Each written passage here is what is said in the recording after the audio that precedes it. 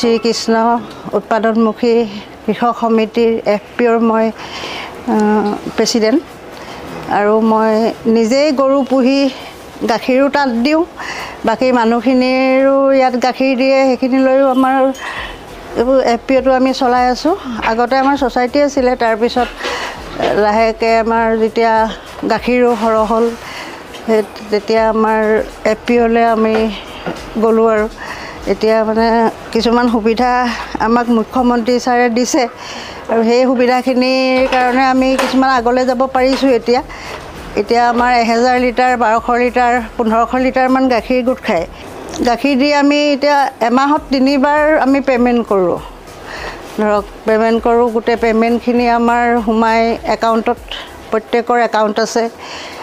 একাউণ্টত আমাৰ 10 দিনকৈ পে'মেণ্ট সোমাই যায় গতিকে সেই পে'মেণ্টৰ পৰাই মানুহখিনিয়ে যথেষ্ট সংস্থাপনো হৈছে নিবনুৱাৰ আৰু সেইখিনি ধৰক এখন ঘৰ এটা পৰিয়াল চলি আছে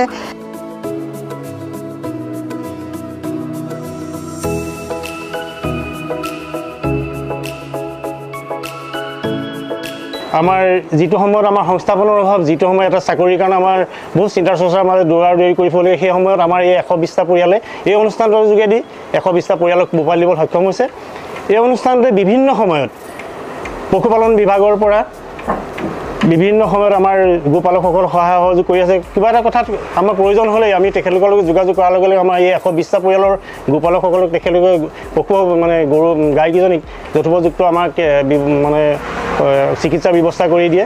বিভিন্ন সময়ত আপোনাৰ সীতা জখলাত গৈ আমাৰ বিভিন্ন ধৰণৰ প্ৰশিক্ষণ দিয়ে মাকৈ গুটিৰ মানে ঘাঁহৰ কাৰণে বিভিন্ন ধৰণৰ আমাক বীজ দিয়ে